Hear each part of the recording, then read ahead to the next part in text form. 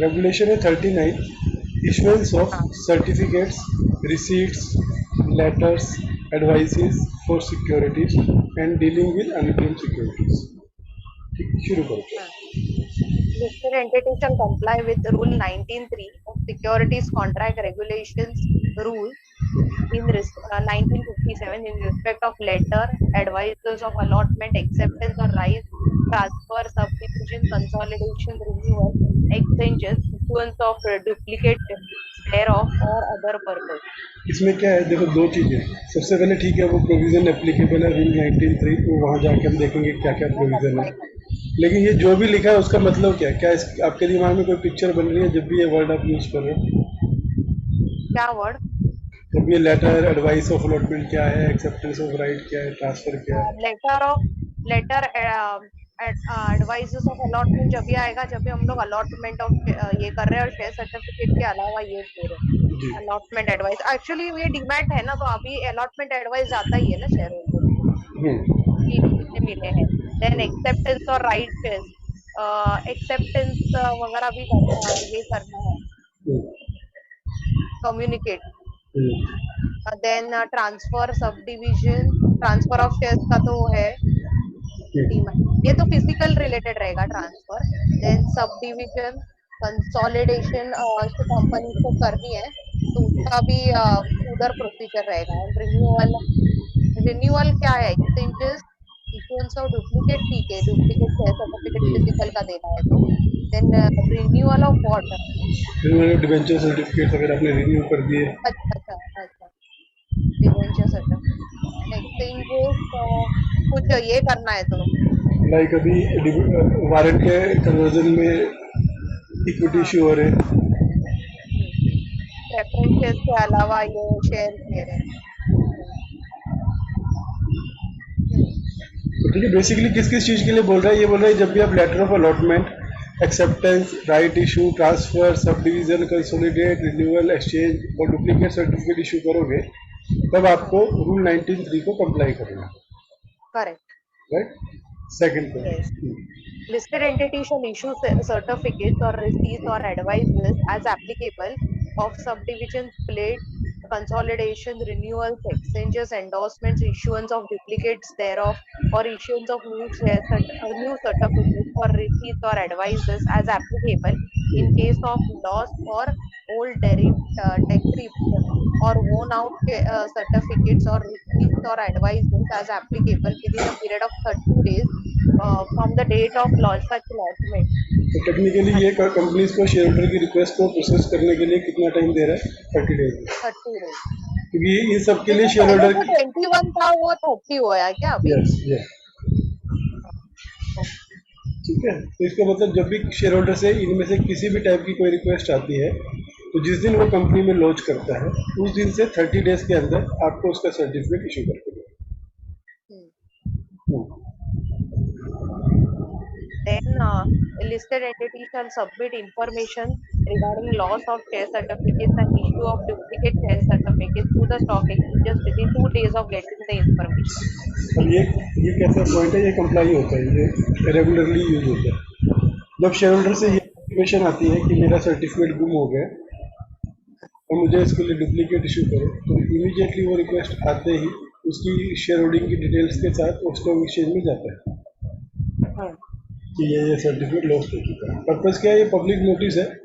कल को जब कोई उसके ऊपर डील करेगा तो उसको ये माना जाएगा कि आपको ये इन्फॉर्मेशन है।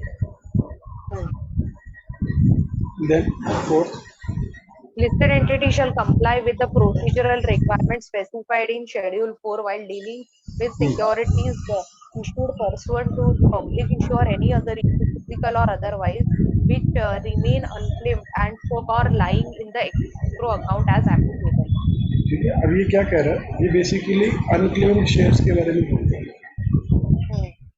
कि जब भी आपने कोई पब्लिक इशू किया या किसी भी और टाइप का इशू किया, right issue, preferential issue, physical में किया या डीमेट में किया, जो अनक्लेम्ड है शेयर सर्टिफिकेट्स या आपके एस्क्रो अकाउंट में पड़े हैं, तो उनको आपको कैसे डील करना है? तो escrow and suspense सेम ही हुआ क्या फिर? नहीं, ये वो तो जब हम ओपन ऑफर कर रहे हैं, कुछ भी कर रहे हैं, तो उस टाइम हम लोग अकाउंट खोलते हैं, वो एस्क्रो अकाउंट खुलता है अच्छा अच्छा, बाय इशू के। लेकिन उन सब अकाउंट में अगर वो वहां से प्रॉपर ट्रांसफर नहीं हुए, किसी का डीमेट बंद हो गया, ऐसे रिक्रेडिट नहीं हुए, या किसी को आपने सर्टिफिकेट डिस्पैच किया था, उसका अनडिलीवर्ड होकर आपके पास आ गया। हम्म अब दो टाइप से शेयर्स इशू होते हैं ना, या फिजिकल या डीमेट। अब अगर राइट। आपने कोई बोनस इशू किया, तो डीमेट के ऊपर डीमेट होना चाहिए, उसके अकाउंट में क्रेडिट होना चाहिए, लेकिन उसका अकाउंट बंद हो गया अभी, या इनएक्टिव है, या कुछ और चेंज है, जिसके कारण वो क्रेडिट इंस्ट्रक्शन कंप्लीट नहीं हुई, हाँ। तो वो शेयर वापस आ जाएंगे कंपनी के पास, उसके अकाउंट में नहीं जाएंगे, तो वो अनक्लेम पड़े रहेंगे एस्क्रो अकाउंट में, जब तक वो शेयर होल्डर क्लेम नहीं करता। ऐसे ही फिजिकल आपने पोस्ट किए, वो आपको अनडिलीवर्ड सर्टिफिकेट आने शुरू हो जाएंगे, एड्रेस नोट फाउंड, लेफ्ट, ये सब रीजन के साथ। अभी जब लिस्टिंग रेगुलेशन आए, तो उस टाइम उन्होंने क्या बोला कि कंपनी के पास इस तरह के जो भी शेयर सर्टिफिकेट्स पड़े, मैं आपको ब्रीफ देता हूँ उसका, तो आपको एक अलग डीमेट अकाउंट खोलना है और उस अकाउंट में ट्रांसफर करना है। अब टेक्निकली क्यों प्रोसीजर दिया ट्रांसफर करना है करके, क्योंकि कोई भी ट्रांसफर बिना शेयर होल्डर के साइन के हो नहीं सकते। राइट। तो यहाँ पे उन्होंने स्टैट्यूटरी प्रोसीजर बताया कि बिना शेयर होल्डर के साइन के आप उसके शेयर एक अलग अकाउंट में कैसे ट्रांसफर करेंगे। समझेगा? इसको अनक्लेम सस्पेंस कहते हैं। शेयर होल्डिंग पैटर्न में ये डिटेल में आता है, उनके ऊपर वोटिंग राइट फ्रोजन रहते हैं। नहीं होते, हाँ। नहीं, फिर वो पहले ही ये शेयर होल्डर ही ट्रेसेबल नहीं है, उसके लिए एस्क्रो में गए ना, तो उसका साइन कैसा आएगा? मैं वही बता, उसके लिए प्रोसीजर है। शेड्यूल 6 शेड्यूल 6, एक मिनट। हाँ, manner of dealing with unclaimed shares. The listed entity may delegate the following procedure requirement to a share transfer agent. अच्छा, may delegate. Reminders to be sent. The listed entity shall send at least 3 reminders at the address mentioned below. For physical shares for shares in physical forms, reminders shall be sent to the address given in the application form as well as the last available address as per the listed entity's record.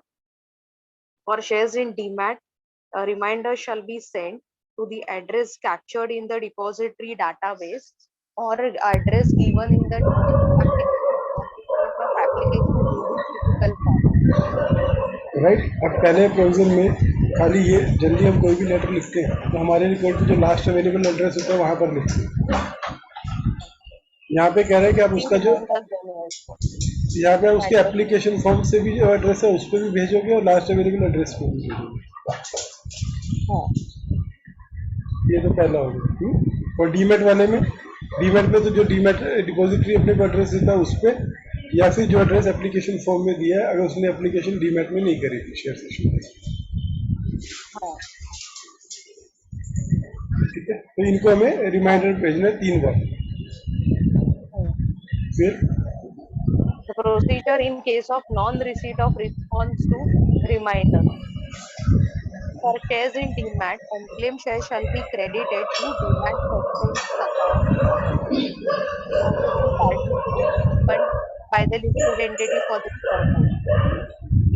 For physical form, the listed entity shall transfer all the shares into one folio with the name of unclaimed suspense account and shall dematerialize the shares held in the unclaimed suspense account with one of the depository.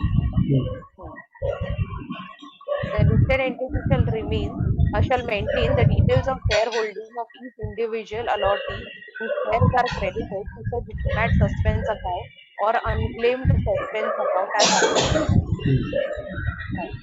Demat suspense account or unclaimed suspense account as applicable shall be held by the listed entity purely on behalf of the allottees who are entitled to the shares held in the suspense account in the manner whatsoever except for the purpose of allotting shares to the allottee as and when he approaches to the listed entity.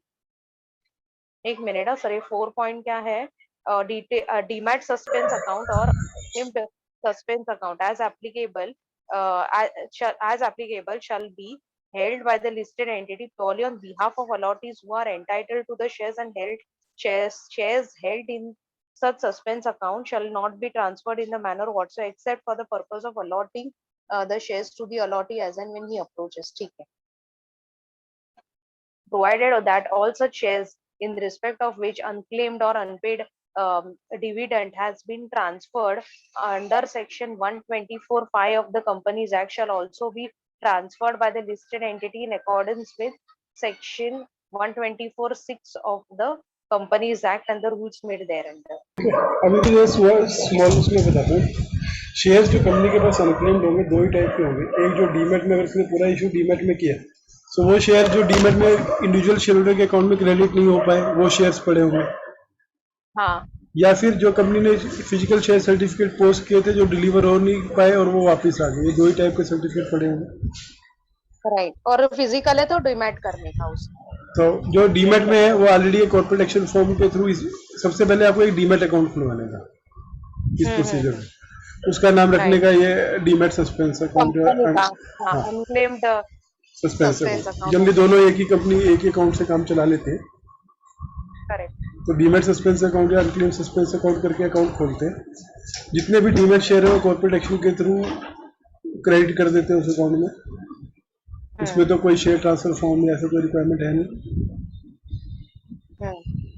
Right. और जो दूसरे physical certificate है वो सब RTO को देंगे जितने भी कंपनी के पास पड़े हुए हैं और उसको बोलेंगे इनके बदले में कंसोलिडेटेड शेयर सर्टिफिकेट लगा दो. अब ये कैसा होगा, अब सोच के लो कि हर सर्टिफिकेट जो है उनका अलग नंबर था, अलग डिस्टिंक्टिव नंबर था. तो जब सब इकट्ठे होंगे तो डिस्टिंक्टिव नंबर का एक पूरा एनेक्सर बन जाएगा, क्योंकि डिस्टिंक्टिव नंबर हर सर्टिफिकेट के अलग होते हैं. जरूरी नहीं है वो कंटिन्यूएशन में होंगे, तो एक सर्टिफिकेट के ऊपर तो आ नहीं पाएंगे. तो एक कंसोलिडेटेड शेयर सर्टिफिकेट बना. सपोज अगर आपके पास 50 शेयर सर्टिफिकेट थे अलग अलग नंबर के, तो आपने एक नया सर्टिफिकेट बनाया जिसमें सबसे लास्ट सर्टिफिकेट नंबर आ गया और उन 50 पे जो भी डिस्टिंक्टिव नंबर थे वो एक एनेक्सर बन के उस सर्टिफिकेट के पीछे लग गए कि ये जो सर्टिफिकेट है इसमें ये डिस्टिंक्टिव नंबर कवर्ड है. राइट. उसका जब ये हो गया फिर आप दोनों इसमें करता है क्या? फिजिकल में भी करते हैं और डीमैट फॉर्म के लिए भी करते हैं. अभी बोनस अगर इशू किया, ठीक है, पहले जो होता था, ये पहले की कहानी है, जब आपने बोनस इशू किया था फिजिकल को फिजिकल पे जा रहा था क्योंकि आपके पास डीमैट की डिटेल नहीं थी. लाइक डिविडेंड के केस में होता है, जिनके बैंक अकाउंट की डिटेल नहीं है उनको आप कैसे इशू करोगे? बराबर. नहीं, मैं क्यों पूछ रही हूँ सर, बिकॉज अभी कभी कभी कंपनी ना, अभी I don't know about listed entities but instrument create कर देती है. Though the shares are in demat mode in the name of NSDL या सीडीएसएल, इंस्ट्रूमेंट सर्टिफिकेट क्रिएट करती है और डॉक्यूमेंट ना for payment of stamp duty के लिए. हाँ. नहीं वो तो ठीक वैसे करते हैं क्या इसके केस में? अभी नहीं, ये क्या कंसेप्ट है कि नाम जो है वो एनएसडीएल का नहीं आएगा, अनक्लेम्ड सस्पेंस अकाउंट ही आएगा उसके ऊपर. हाँ. और अकाउंट जो खुला है वो उसी नाम का रहेगा. आप अपने बैंक से वो डीआरएफ फॉर्म लेके उस पर सर्टिफिकेट अटैच करके जब आप डालोगे तो उतने शेयर आपके डीमैट में क्रेडिट हो जाएंगे. अब वो अपने किस सर्टिफिकेट का बोल रहे हो वो पॉइंट नंबर 2 के लिए है कि 1 के लिए है? 1 में तो जो शेयर ऑलरेडी डीमैट अकाउंट में पड़े थे, जो अनक्लेम्ड पड़े थे, हाँ. हाँ. वो सीधे सीधे ट्रांसफर हो जाएंगे, कोई नया सर्टिफिकेट इशू करने की जरूरत नहीं है. हाँ, ठीक है. क्या उसमें हाँ आप वो लिस्ट लगाओगे कॉर्पोरेट एक्शन के लिए कि ये डीमैट अकाउंट में ये ऐसे वो डीपीआईडी क्लाइंट आईडी है, इतने शेयर है, इनको ट्रांसफर करो कौन सी डीपीआईडी में, इस डीपीआईडी में. राइट. हाँ. और इसके बाद अपने जो फिजिकल थे उनको आपने कंसोलिडेट करके एक सर्टिफिकेट बनाया, डीआरएफ फॉर्म लेके आए, उसको अपने डीपी को दिया, उसने आपके आरटी के थ्रू वो डीमैट करके आपके अकाउंट में क्रेडिट कर दिया. अब ये थर्ड पॉइंट क्यों आ रहा है, क्योंकि जब एक बार क्रेडिट कर दिया तो अब उस शेयर होल्डर का नाम हट गया अभी आपके रिकॉर्ड में से. लाइक अगर बोनस शेयर था तो पहले उसकी शेयर होल्डिंग में दिख रहे थे इतने ओरिजिनल शेयर, इतने बोनस शेयर. सर नहीं, आपका कट गया बीच में आवाज. बोनस शेयर था तभी. सपोज अगर किसी ने बोनस शेयर इशू किया कंपनी ने, राइट, तो आपके रिकॉर्ड में क्या लिखा रहेगा? ओरिजिनल शेयर 1 और बोनस शेयर 3, टोटल शेयर्स 4. ऐसा ही था जब तक आप ट्रांसफर नहीं किए थे. हाँ. अब आपने उसमें से जो 3 शेयर्स थे वो आपने ट्रांसफर कर दिया अनक्लेम्ड में बिना शेयर होल्डर को बताए, हाँ। क्योंकि उसको तो पता नहीं चला, क्योंकि पता चलता तो इमीडिएटली वो क्लेम कर लेता। तो टेक्निकली उसको तो पता नहीं चला, उसके अकाउंट से डेबिट हो गए। तो थर्ड पॉइंट इसलिए कह रहे हैं कि क्योंकि अब शेयर होल्डर की लिस्ट में से शेयर्स डेबिट हो जाएंगे, तब ये रिकॉर्ड किसके पास रहेगा कि कौन कौन से शेयर अनक्लेम्ड में और किस किसके। तो जितने भी शेयर आप ट्रांसफर कर रहे हो उतनों की एक अलग लिस्ट बना के रखनी है कि जो एक कंसोलिडेटेड फिगर पड़ी है उसके पीछे कौन कौन बेनिफिशियरी है। तो थर्ड पॉइंट उस कंटेक्स्ट में फिर इसका बट वो तो ट्रेसेबल ही नहीं है ना, वो शेयर होल्डर्स, इसके लिए वो अनक्लेम्ड में गए ना। नहीं, अभी कैसा नहीं कैसा होता है, अभी किसी का एड्रेस चेंज हो गया, तो ओरिजिनल सर्टिफिकेट पड़ा उसके पास, डुप्लीकेट उसको गया नहीं या बोनस शेयर उसको डिलीवर नहीं हुआ, वो कंपनी को वापस आ गया एड्रेस ही नोट फाउंड करके। बाद में जब वो शेयर होल्डर की रिक्वेस्ट आएगी, उसको कभी डिविडेंड गया तो उसको पता चला कि मेरे को 4 शेयर्स के ऊपर डिविडेंड आया, फिर बोलते हैं अरे मेरे सर्टिफिकेट कहाँ पे है। जब किसी का ऐसे ही आपको मेल आते है कि मेरे शेयर होल्डर हूँ, मेरे पास कितने शेयर्स है, जरा हिसाब बताओ, तब आप उसको बोलते हो कि आपका 1 शेयर फिजिकल में पड़ा है आपके पास और 3 शेयर अनक्लेम सस्पेंस अकाउंट में पड़े। क्यों पड़े? क्योंकि आपने क्लेम नहीं किया था, तो अपने सेबी की डायरेक्शन के हिसाब से उसको एक अलग अकाउंट में डाल दिया। तो नेक्स्ट स्टेप वो क्या बोलेगा, मेरे हैं तो मुझे दे दो। तो जब वो देने के लिए बोलेगा तो आप क्या मांगोगे? अब आप उससे मांगोगे डीमैट की डिटेल, उसका पैन नंबर, आधार नंबर की ये सब दो मेरे को डिटेल्स, और आपके डीमैट की डिटेल तो हम सीधा आपके डीमैट अकाउंट में ट्रांसफर करेंगे। तो जो फोर्थ पॉइंट है वो क्या कह रहा है कि ये जो शेयर उस अकाउंट में चले गए, अब ये किस पर्पस के लिए यूज होंगे? 2 पर्पस के लिए यूज होंगे। एक, जब भी कोई शेयर होल्डर मांगता है वो उसको वापस देने के लिए, राइट। दूसरा, अगर सपोज वो जो 1 और 3 का एग्जांपल लिया, वो 1 पे उसने 7 साल से डिविडेंड क्लेम नहीं किया था, तो वो 1 शेयर ड्यू है ट्रांसफर टू आईपीएफ। तो ये कह रहे हैं कि वो 1 के साथ जो 3 शेयर कोरस्पोंडिंग अनक्लेम सस्पेंस में भी पड़े, वो भी वहां से आईपीएफ में ट्रांसफर होंगे। तो जब भी हम अनक्लेम डिविडेंड में ट्रांसफर करते हैं गवर्नमेंट के आईपीएफ अकाउंट में, तो हम पहले वो लिस्ट देखते हैं फिजिकल वालों की कि ये ड्यू है ट्रांसफर के लिए, उन्होंने 7 साल के लिए क्लेम नहीं किया। फिर हम ये देखते हैं कि क्या इनके कुछ शेयर अनक्लेम सस्पेंस में भी पड़े हैं क्या। अगर वहां पर भी पड़े हुए हैं तो वो दोनों के दोनों शेयर ट्रांसफर होते हैं। अच्छा, ओके। मीन्स जब जिसमें डिविडेंड अनपेड डिविडेंड क्लेम नहीं किया है, तो वो शेयर्स भी होंगे, साथ ही साथ उसके अनक्लेम सस्पेंस और dividend suspense demat suspense account में है क्या वो देख लेंगे। अगर है तो वो भी ट्रांसफर होंगे, क्योंकि अगर ये प्रोविजन नहीं आया होता तो वो शेयर उसके अकाउंट में ही होते थे और इमीडिएटली पूरे के पूरे शेयर ही ट्रांसफर हो गए होते थे। तो इसका मतलब क्या है कि अगर एक आदमी के 10 रुपए का डिविडेंड अनक्लेम था जो 7 साल से उसने लिया नहीं, और 10 शेयर्स के ऊपर था, 10 में से 2 शेयर उसके अकाउंट में पड़े और 8 अनक्लेम में पड़े, तो टेक्निकली वो 10 के 10 शेयर ही ट्रांसफर होने थे ना। अगर हम इसको कंसीडर नहीं करेंगे तो अनक्लेम में स्टिल 8 रह जाएंगे और 2 शेयर उसके ही जाएंगे। तो इसलिए उन्होंने ये प्रोविजन दिया कि जब भी आप ट्रांसफर कर रहे हो तो साथ में अनक्लेम में भी जो है वो भी ट्रांसफर होंगे। अभी जो जिसका शेयर्स अनपेड है रहा है 7 इयर्स के बाद वो शेयर्स ट्रांसफर होंगे, तो उधर तो 7 इयर्स हो गए, बट जो अनपेड अनक्लेम सस्पेंस अकाउंट में है वो भी जाएंगे। तो 7 इयर्स हो गए नहीं ना, बट नहीं वो उसके साथ ही जाएंगे, क्योंकि वो अल्टीमेटली हमने फोर्सफुली उसके अकाउंट से हटाकर अनक्लेम सस्पेंस में डाले। समझ रहे हो? फिजिकल था उसका, फिजिकल, हाँ, वो भी आईपीएफ में जाएंगे, बाद में वो वहां से क्लेम कर सकता है, वो कोई इशू नहीं है। राइट है। नहीं, मैं बोल रही थी इधर 7 साल है तो उधर 7 साल नहीं है, वो डायरेक्टली जाएंगे इसके साथ। पर वो भी 7 साल के ही होंगे ना, अल्टीमेटली हमने सिर्फ अकाउंट से ट्रांसफर किया ना। हाँ, नहीं बट कभी कैसे ये तो अनक्लेम्ड नहीं, वो जो पॉइंट आप बोल रहे हो वो वैलिड है इन द सेंस कि अगर उन शेयर्स के ऊपर जो भी ट्रांसफर हुए उसको भी 7 साल पूरे नहीं हुए, तो वो शेयर नहीं जाएंगे, क्योंकि जिनके ऊपर डिविडेंड है with respect to only 2 shares ही ट्रांसफर होते हैं। अगर उसको 10 ही शेयर थे जिसके ऊपर डिविडेंड अनक्लेम था, और यहाँ पे आपने 40 शेयर्स ट्रांसफर किए, करेक्ट। तो फिजिकल के 2 जाएंगे और इधर से सिर्फ 8 ही शेयर जाएंगे, बाकी पड़े रहेंगे जब तक उसका 7 साल नहीं होगा। हाँ, तो वो उधर भी रूल है अनक्लेम हाँ, वो सस्पेंस का। सेम सेम रूल है। हाँ, ठीक ठीक है। है। यस। नेक्स्ट, अब क्लेम करने के लिए लोटी क्या करेगा? Procedure in case of claim by allotee.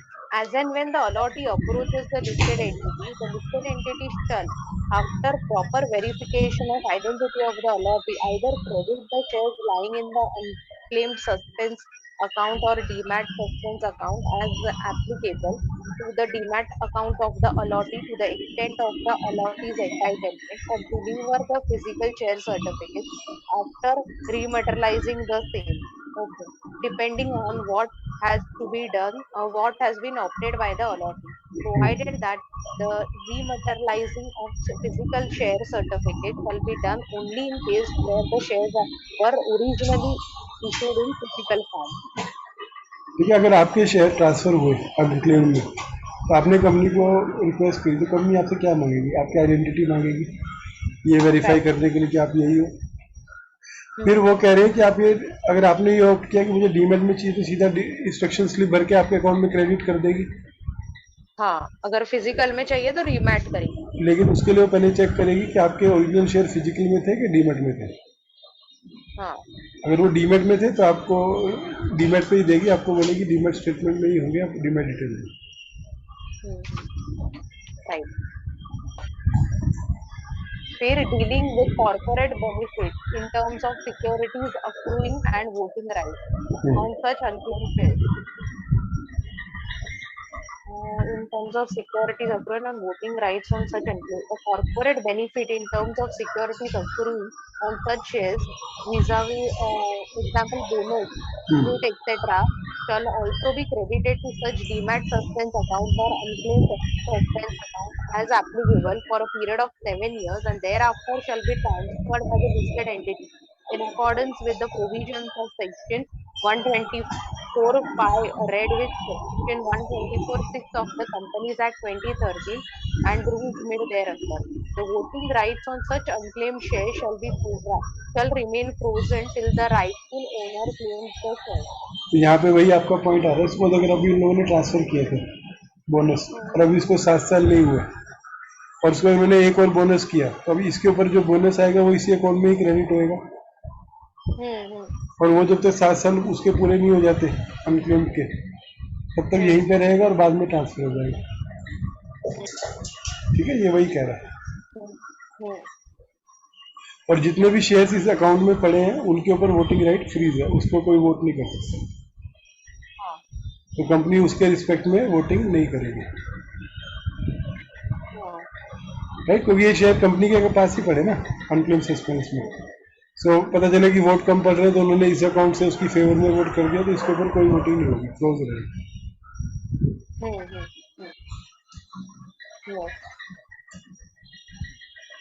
ठीक है, ये थी शेड्यूल 6 कि अनक्लेम्स से कैसे डील करते हैं। ब्रीफ प्रोसीजर था, 3 रिमाइंडर डालो, डीमेट से डीमेट सस्पेंस में डाल दो, अनक्लेम वाले अनक्लेम सस्पेंस अकाउंट बनाओ और वहां से डीमेट कराओ। उसके बाद उसके ऊपर आप मेंटेन करो उनकी, हाँ, उनकी लिस्ट मेंटेन करो। हाँ, और उसके बाद अगर आपको किसी को क्लेम करना है तो उसकी आइडेंटिटी लेके आप करोगे, और इसके अंदर जो कभी भी अनक्लेम ट्रांसफर होगा तो उधर से भी जो फिजिकल ट्रांसफर होगा तो यहाँ से भी ट्रांसफर होगा, राइट।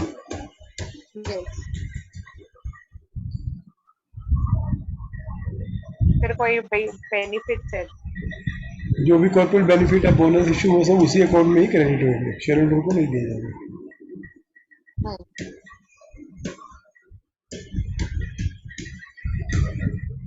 चलो, अभी ये अगला है transfer transmission, regulation 40, transfer of transmission और ट्रांसपोजिशन ऑफ सिक्योरिटीज।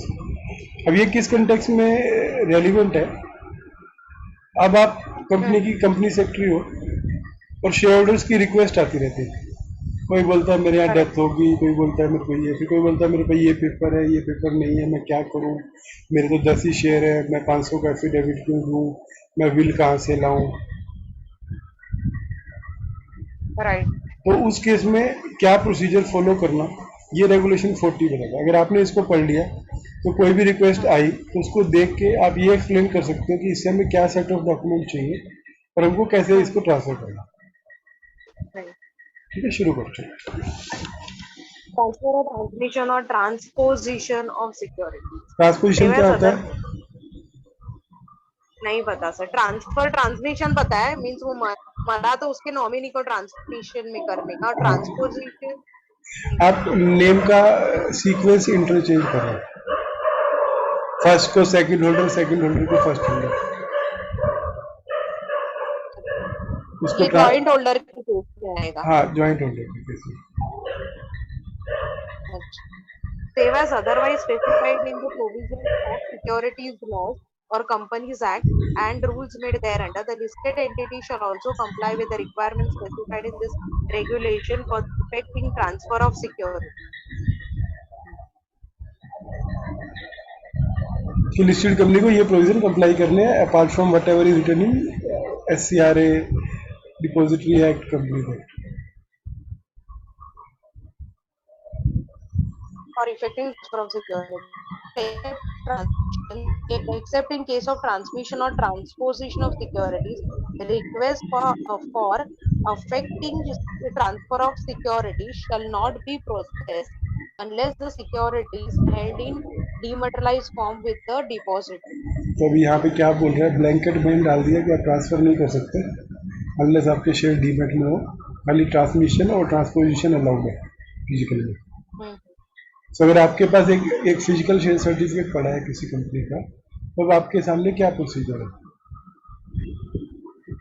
अगर आपको उसको बेच के पैसा लेना है?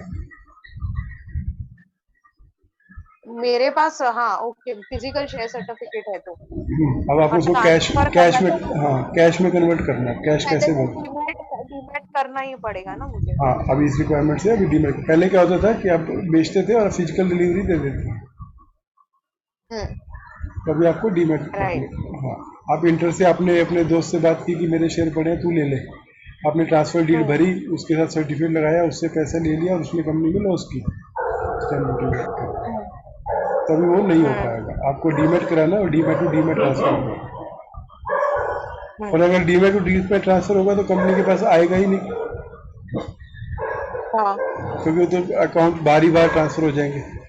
तो कंपनी के पास अब कौन सी रिक्वेस्ट आएगी, ट्रांसमिशन या ट्रांसपोजिशन? हाँ, second, The board of directors of a listed entity may delegate the power of transfer of securities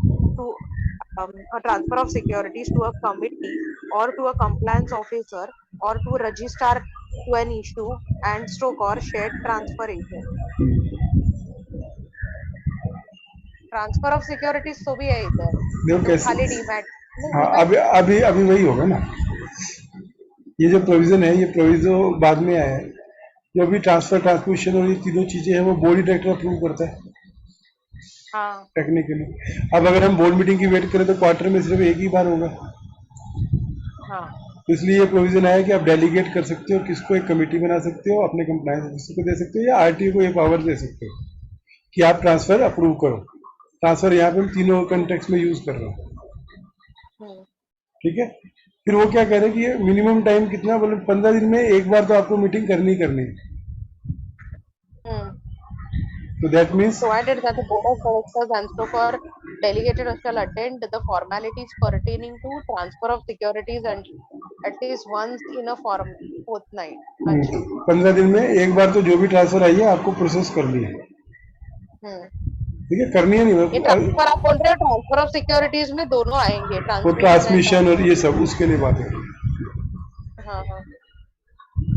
फिर क्या बोल रही है? Provided further that the delegated authority shall report on transfer of securities to the board of directors in each meeting. हाँ, अब ये generally clause comply नहीं हो रहा है बहुत कम में, इस एग्जैक्टली कंप्लाई नहीं हो रहा। ये लोग क्या करते हैं कि ट्रांसफर ट्रांसमिशन की डिटेल्स जो है हाँ वो कमेटी के पास डाल देते हैं, इन्वेस्टर ग्रीवेंस कमेटी के पास, वो भी क्वार्टरली डालते हैं। हाँ, अब अगर इस क्लॉज के हिसाब से जाओ सो जो भी डेलीगेटेड अथॉरिटी है, चाहे शेयर ट्रांसफर कमेटी या कंप्लायंस ऑफिसर है, he should present a report to the board of directors stating that in this quarter इतनी ट्रांसफर हुई थी। और फिर ये भी नहीं कह रहे कि हर क्वार्टर में करना, बोले हर मीटिंग में ट्रांसफर की डिटेल रखनी है। सो अगर आप अपनी कमेटी का एजेंडा देखो बोर्ड का, तो क्या आप हर बोर्ड मीटिंग के एजेंडे में ये प्रोविजन डालते हो to take note of transfers done?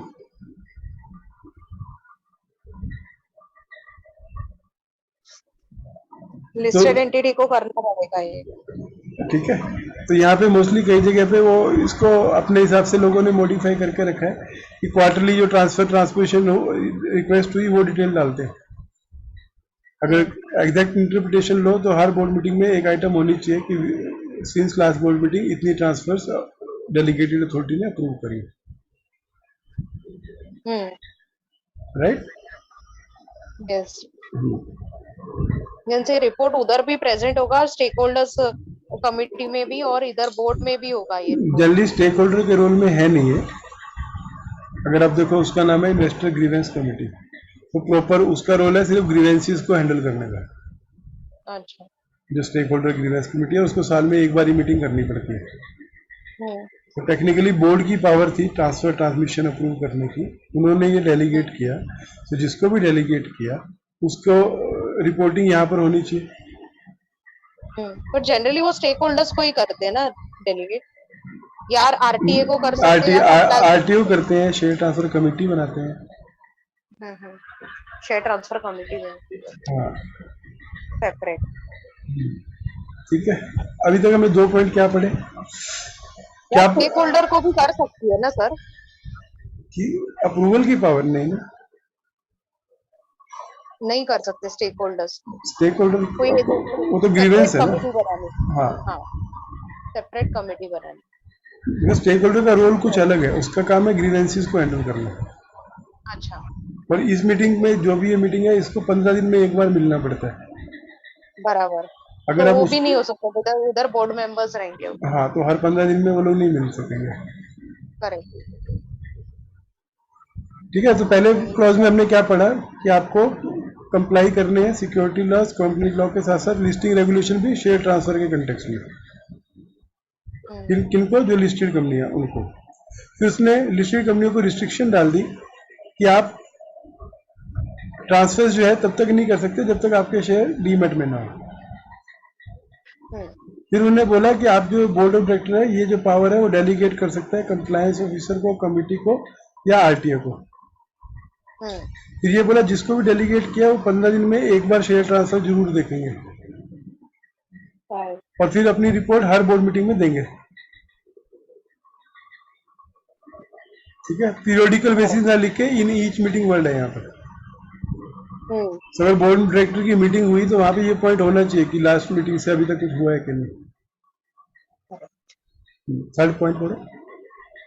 On the receipt of proper documentation, the listed entity shall register transfer of its securities in the name of transferee and issue certificates or receipts or advices as applicable of transfers, or issue any valid objection or intimation to the transferee or transferor as the case may be within period of 15 days from the date of such receipt of request for transfer.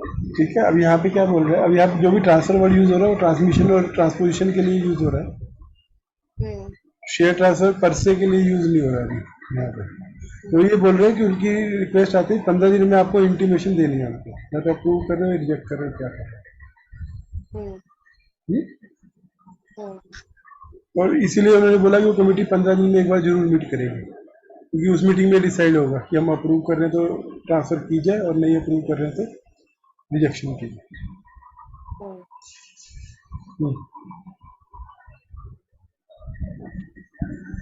They have to decide within 15 days. And if they are not doing it, a valid objection intimation should be given.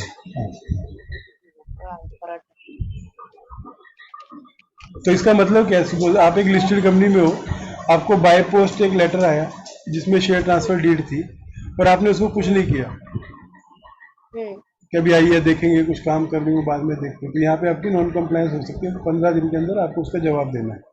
तो share holder के लिए वो request है, जिस दिन आपकी वो जो रिसीट है उसके 15 दिन में आप रिस्पॉन्स दोगे, क्योंकि आप उसको रख नहीं सकते। तो जब भी कोई शेयर होल्डर की रिक्वेस्ट आती है उसको इमीडिएटली आरटीए को भेजना चाहिए। ठीक है। Provided that the listed entity shall ensure that the transmission requests are processed for securities held in dematerialized mode and physical mode within 7 days and 21 days respectively after receipt of specified document. अब generally ये point पे आपका control है नहीं, हाँ, क्योंकि जो भी है वो डीपी के पास ये पावर है, उनको जब तक वो डॉक्यूमेंट नहीं मिलते, हाँ, वो आगे प्रोसेस नहीं करते, लेकिन जब उनको मिल गए वो कंपनी को भेजते हैं। तो यहाँ पे कह रहे हैं कि जैसे ही आपके पास रिक्वेस्ट डीपी के थ्रू आई, आपको 7 डेज में उसको आंसर करना। and within 7 days and 21 days means 7 days for transmission. पर ये जो रिसिप्ट है, ये रिसिप्ट आपको डीमेट मोड में डीपी से आएगी, शेयर होल्डर से नहीं आएगी। हाँ हाँ। और आपको नहीं आएगी, आरटीए को आएगी। और फिजिकल मोड की आपको आएगी, उसके लिए आपको 21 डेज दे रहे हैं। इधर 21 डेज। शेयर ट्रांसफर वो जो सबसे पहला जो आपने पढ़ा था उसमें क्या लिखा था कि कोई भी रिक्वेस्ट आती है 30 डेज में आपको शेयर सर्टिफिकेट इशू करना है, पहला ये बोला था, अगर सब कुछ बराबर है। तो उसका प्रोसेस क्या हो गया, 15 दिन में आपने उसको रिव्यू किया, 15 दिन में अगर ओके हुआ तो नेक्स्ट 15 दिन में आप सर्टिफिकेट इशू कर दो। फिर ट्रांसमिशन के केस में उसने क्या बोला कि अगर आपको आई, 15 दिन में आपने रिव्यू किया, अगर ओके है तो नेक्स्ट 6 दिन के अंदर आप दे दो, 21 दिन के अंदर आप इशू कर दो। बराबर। नेक्स्ट डीमैट है तो 7 डेज एंड फिजिकल है तो 21 डेज। ट्रांसमिशन का रिसेट, हाँ, after request is received you have to process it. वो जनरली वो डीपी से आता है, डीमैट के केस में। डीमैट के केस।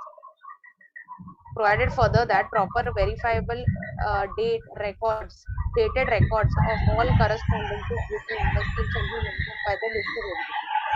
ठीक है, ये क्यों बोल रहे हैं, क्योंकि ना इसके लिए आपको कंप्लायंस सर्टिफिकेट देना पड़ता है। तो आरटीए डाटा जो ऑडिटर है वो डाटा मांगता है कि आप हमें बताओ आपको रिक्वेस्ट कब आई और आपने कब प्रोसेस करके क्लोज करी।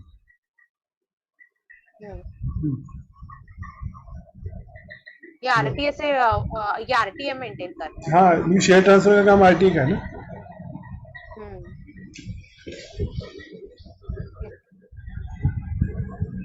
फिर जब भी हम लोग को रिपोर्ट करनी है तो आरटीए हम लोग को डेटा प्रोवाइड करेगा। आरटीए पीसीएस को डाटा देगा और उसके बेस पे वो पीसीएस आपको रिपोर्ट देगा। करेंगे अभी जैसे वो ये कर रहे हैं हम लोग, कौन सा फॉर्म पास 6 कर रहे हैं, वैसा ही। हाँ, वैसे listed entity shall not register transfer when any statutory prohibition or any attachment or prohibitory order of a competent authority restrains it from transferring the securities from the name of the transferor. ठीक है, नहीं करने का by any statutory order or prohibition. Listed entities shall not register the transfer of the securities in the name of transferee when the transferor objects to the transfer. Okay. Provided that the transferor serves on the listed entity within 60 working days of raising the objection, a prohibitory order of a court of competent jurisdiction. Okay. खाली object नहीं करना है उसको, objection का order दो काम होते हैं। जैसे ही कोई रिक्वेस्ट आती है वो शेयर लॉक कर देते हैं, वो लॉक फॉर ट्रांसफर। फिर वो लॉक कब तक रहता है, वो सिर्फ 60 डेज तक रहता है। अगर 60 डेज तक ऑर्डर आ गया तो ठीक है, नहीं तो वो फिर ट्रांसफर कर देते हैं। लॉक फॉर ट्रांसमिशन और ट्रांसपोर्टेशन। हाँ, अभी सब जल्दी ट्रांसफर के लिए थे ये सब केसेस, क्योंकि ट्रांसफर में ये सब होता था कि किसी ने false transfer did they the transfer का साइन मार के। अब जब कंपनी को लगा कि ये फॉल्स साइन है, उसने ट्रांसफरर को इंटीमेशन दी, ट्रांसफर ने ऑब्जेक्शन रेज करी, तो ऑब्जेक्शन आते ही कंपनी ने शेयर लॉक इन में डाल दिया, उसको बोला कि आप कोर्ट से ऑर्डर लेके आओ, नहीं तो हम कर देंगे। अच्छा, तो ये प्रोसीजर तब होता था। अब ये मोस्टली ये सब प्रोसीजर नहीं हो रहा अभी, क्योंकि ट्रांसमिशन ही हो रहा है ना बेसिक, तो ट्रांसमिशन में तो फैमिली में ही हो रहा है। बराबर। तो उसमें वो कंसिडरेशन ट्रांसपोजिशन और में वो तो ओरिजिनल शेयर होल्डर नहीं है, हाँ, और ट्रांसपोजिशन में भी तो होल्डर ही चेंज करना, तो ये प्रोसेस फॉलो करने की जरूरत ही नहीं। वो ये सब शेयर ट्रांसफर में था जब फिजिकल ट्रांसफर डीड चल रही थी ना, तब था। हम्म। अभी इन्होंने वो ऊपर एक प्रोविजन लाके ऑलमोस्ट ये सारे प्रोविजन इनइफेक्टिव कर दिए। करेक्ट। तो जहां जहां जो जो है टू दी एक्सटेंट पॉसिबल वो ट्रांसमिशन और ट्रांसपोजिशन को ही लग रहा है। जी। The listed entity shall not decline to register or acknowledge any transfer of shares on the ground of the transferors being either alone or jointly with any other person or persons indebted to the listed entity on account whatsoever, on any account whatsoever. ठीक है, तो अगर आपको उस आदमी ने आपको company को कुछ पैसा देना है तो इस ग्राउंड पे आप उसकी शेयर ट्रांसफर रोक नहीं सकते। Hmm.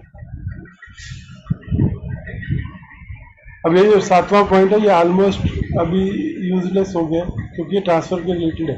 With all the procedural requirement as specified in Schedule 7 with respect to transfer of its security, transfer of security. तो ट्रांसफर ऑफ सिक्योरिटी बंद कर दिए हैं जगह। तो ये पूरा Hmm. ये रेगुलेशन खत्म होने के बाद फिर हम शेड्यूल पे जाके देखेंगे कि कोई और प्रोविजन है जो स्टिल एप्लीकेबल है हम लोग उसमें। Correct. Yes.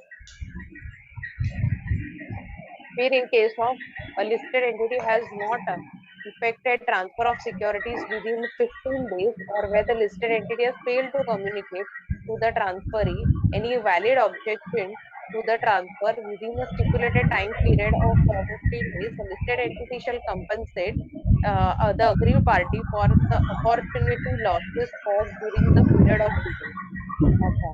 Compensate करेगी। अभी समझो 15 दिन में ट्रांसफर होना था, हाँ। उसके बाद शेयर का प्राइस जो है वो ट्रांसफर हुआ नहीं 15 दिन में और वो ऊपर हम्म। जाके वापस नीचे आ गया, हम्म। तो उसको लॉस हो गया। अगर 15 दिन में हो गया तो वो बेच देता था। करेक्ट। तो ये यहाँ पे प्रोविजन है, इसलिए मैंने बोला जब भी शेयर ट्रांसफर की रिक्वेस्ट आती थी तो इमीडिएटली आरटीए पे भेजना पड़ता था इस क्लोज के कारण। Right. Now, the provided that during the intervening period on account of delay in transfer above, the listed entity shall provide all benefits which have accrued to the holder of securities in terms of provisions of Section 126 of the Companies Act 2013 and Section 27 of the Securities Contract Regulation 1956. तो ये सब अबेयर्स में रखा जाता है ऐसे cases को transfer वाले, और जो भी उनके बेनिफिट है वो भी उनको बाद में दिए जाते हैं ट्रांसफर होने के बाद। हाँ। Provided further that in case of any claim, difference or dispute uh, under this subregulation, the same shall be transferred, referred to, and decided by arbitration as provided in the bylaws and so for regulations of stock exchanges. देखिए छोटे छोटे shares के लिए बात आती नहीं है, जब बड़ी अमाउंट है बोल लो लाखों की अमाउंट हो तो फिर कंपनी भी मना करेगी नहीं हमारी गलती नहीं है, वो भी करेगा, तो आपको आर्बिट्रेशन मैकेनिज्म से जाकर इसका सोल्यूशन देना कि क्या अमाउंट पेबल बनती है नहीं बनती है, बनती है तो क्या होगा। 9th पॉइंट देखो अभी एक्चुअल होता है। The listed entity shall ensure that the share transfer agent and so for in-house share transfer facility, as the case may be, produces a certificate from practicing company secretary within 30 days from the end of the financial year, certifying that all the certificates have been issued within 30 days from the date of lodgement of transfer, consolidation, renewal, exchange or endorsement of calls, allotment, monies. जो हमने starting में पढ़ा था regulation के, क्या वो 30 days के अंदर उसका शेयर अलॉट कर देना है provided receipt of required documents. So आपको ये सर्टिफिकेट देना है पीसीएस से जो कि आरटीए लेके देगा, और वो आपको अब पहले ये हाफ ईयरली था अब ईयरली हो गया, ईयर खत्म होने के 30 डेज में देगा। तो दैट मीन्स ऑलमोस्ट हर साल 30 अप्रैल तक ये सर्टिफिकेट देगा, ये वाला भी और 7(3) वाला भी, ये दो सर्टिफिकेट जो भी पहले आ रहे थे अब वो ईयरली हो गए। वो कंप्लायंस सर्टिफिकेट भी यही देता है, पीसीएस नहीं, हाँ पीसीएस नहीं देता है ना वो तो, अभी कैसा है आपने आपने आरटीए वाला, आपने आरटीए ने सब कंप्लाई किया है, हाँ जी और कंप्लायंस ऑफिसर। हाँ। हाँ, क्या बोल रहे थे सर आप? वही कि ये प्रोसेस कैसा है, अभी आपने अपना पीसीएस इन्वॉल्व किया, आपने उसको बोला मुझे सर्टिफिकेट दो, वो बोलेगा मुझे आरटीए से डाटा ला के दो, आरटीए से डाटा आएगा, उसको चेक करेगा, आपको एक सर्टिफिकेट देगा, वो सर्टिफिकेट आप फाइल करोगे। हम्म। The listed entity shall ensure that the certificate mentioned at sub-regulation 9 shall be filed with the stock exchanges simultaneously. ठीक है, जैसे ही आपको सर्टिफिकेट मिला वैसे ही आपको साथ के साथ ही सबमिट करना है, यहाँ पे टाइम फ्रेम नहीं है, हम्म। वैसे भी साइमल्टेनियसली। 30 days करना है ना? अब 30 डेज में जब आपके पास आ गया, अब ये 2 पॉइंट ऑफ टाइम हो गए ना, आने के बाद आप अपने पास कितने दिन रख सकते हो एक्सचेंज को बताया बिना, हम्म। तो जैसे ही आपके पास अच्छा, आया तो वैसे ही आपको एक्सचेंज को देना है, आपके पास तो 10 आने दिन में आया तो 10 दिन में 10th देना। डे पे ही करना है।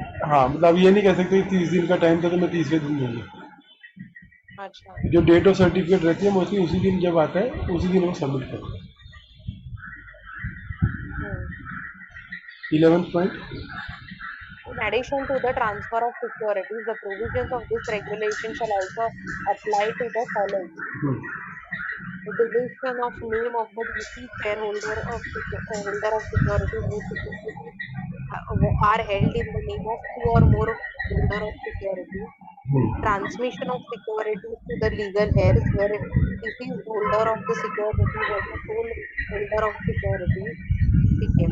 The transposition of security where there is a change in the order of names in which the physical securities are held jointly in the names of two or more holders of security. तो technically अभी ये जो regulation है ये ABC के लिए applicable है, जो ट्रांसफर की रिक्वायरमेंट है वो सब खत्म है। हम्म। क्लियर? हम्म। क्योंकि जो भी ट्रांसफर रिलेटेड प्रोविजन थे वो अब आपको कंप्लाई नहीं करने, क्योंकि वो अब बैन हो गया, अब डीमेट से ही होगा। अभी शेड्यूल 7 क्या कह रही थी कि ट्रांसफर सिक्योरिटी के लिए को पैन नंबर चाहिए, अभी तो मतलब ही नहीं ना, राइट। अभी आपको करना ही नहीं है प्रोसीजर, हम्म। डिफरेंस इन तो बेसिकली सिग्नेचर। एबीसी के लिए ही ये रेगुलेशन एप्लीकेबल है। अब इसमें खाली और ट्रांसमिशन वाले केस है वो पढ़ सकते हैं हम लोग। हम्म। देखो कैसे है ना, ऊपर से बोल बता रहा हूँ। ट्रांसफर ऑफ सिक्योरिटी थी, सबसे पहले वो कह रहा है कि पैन नंबर होना चाहिए ट्रांसफर और ट्रांसफर दोनों का। शेड्यूल भी पढ़ना है इसके बाद। ये जो शेड्यूल है वही पढ़ रहे हैं। हम्म। शेड्यूल 7 में ट्रांसफर ऑफ सिक्योरिटी में क्या क्या कह रहा था, पहले था रिक्वायरमेंट ऑफ पैन, कि अगर हाँ। सपोज ये क्लॉज नहीं डिलीट हुआ होता तो पैन कार्ड दोनों का चाहिए था, ट्रांसफर और ट्रांसफरी का। हाँ। सिक्किम वालों को नहीं चाहिए था पैन कार्ड। अच्छा। In case where the PAN is not available, in case of resident of Sikkim, the requirement of PAN card may be substituted by with identity proof. Means कुछ भी चलेगा रास्ते हाँ, पर अब चलता था, अभी तो नहीं एप्लीकेबल है ये। में। In case of mismatch in PAN card details as well as a difference in maiden name and current name, in case of married woman of the holder of securities of the listed entity may collect the PAN card as submitted by the transferee or transferor as the case may be, provided that this shall be subject to the listed entity verifying the veracity of the claim of such transferee or transferor by collecting sufficient documentary evidence in support of the validity of the transfer or transfer. Like इसने बोला मेरा जो pan card submit किया उस पर शादी से पहले का नाम है, तो आपको क्या हाँ, मांगना पड़ेगा, मैरिज सर्टिफिकेट मांगना पड़ेगा। करेक्ट। तो यही है बोल रहा, अभी टेक्निकली आज के दिन में नॉट एप्लीकेबल है। Sufficient documentary evidence लेने का in support of identity if there is a mismatch in PAN. अगर सिग्नेचर में डिफरेंस है तो डिफरेंस दो टाइप के हो सकते हैं, माइनर डिफरेंस और मेजर डिफरेंस। अगर वो बोल रहा है अगर माइनर डिफरेंस है सिग्नेचर में ट्रांसफर के, तो आप उसको स्पीड पोस्ट से एक लेटर दोगे, ऑब्जेक्शन लेटर, कि अगर आप ये हमारे पास आए हैं शेयर, आपको कोई ऑब्जेक्शन है तो within 15 days of receipt of letter आप रिवर्ट करो, नहीं तो हम शेयर ट्रांसफर कर देंगे। और अगर आपको 15 दिन में पोस्ट करने के आपको रिवर्ट नहीं आता है तो आप ट्रांसफर कर दो, तो माइनर डिफरेंस है, कोई मेजर नहीं है। आपको ऐसा डाउट आया था कि हो सकता है ट्रांसफर के नहीं किया, तो आपने उसको लिखा कि हम आपको ये इंटीमेशन इमीडिएटली आप भेजोगे कि सिग्नेचर में डिफरेंस है, माइनर डिफरेंस है, अगर आपको कोई ऑब्जेक्शन है तो 15 दिन के अंदर आप हमको अपनी ऑब्जेक्शन दे दो, और ऑब्जेक्शन देने के फिर 60 डेज में कोर्ट का ऑर्डर दे दो। अगर वो नहीं देता अपने को ऑब्जेक्शन तो हम लोग ट्रांसफर कर देंगे उसे।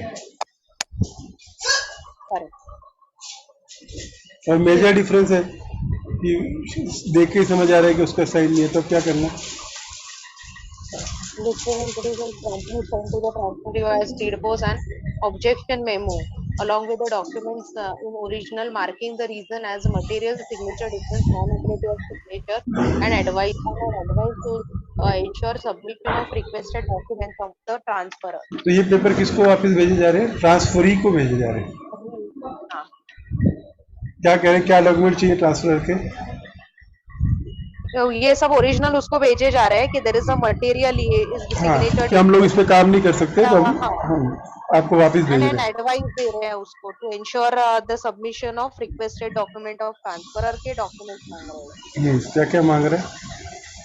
Listed entity shall also send a copy of objection memo as per clause subparagraph clause A the transferor via speed post simultaneously. Transferor को भी भेज दे. The amount objection memo in clause A and B of subpara 2 shall also state the requirement of additional document of transferor as follows. For affecting the transfer, an affidavit to update the transferor's signature in its record, an original unsigned cancel check and banker's attestation of the transferor's signature and address, contact details of the transferor, and if the intimation to the both the transferor and transferee are delivered, the requested documents of the transferor are submitted to the listed entity, and the address attested by the bank tallies with the address available with the database of the listed entity. The listed entity shall transfer the securities provided the listed entity does not suspect fraud or forgery in the matter, provided the listed entity shall maintain the records. हाँ, clear ना? क्योंकि अगर वो नहीं document affidavit आए नहीं, वापस आए नहीं, तो मैटर खत्म हो गया। अगर डॉक्यूमेंट आए तो आपको चेक करना है कि एड्रेस हमारे रिकॉर्ड से मैच कर रहा है और कोई फॉर्जरी है नहीं, और बैंक के सिग्नेचर भी है,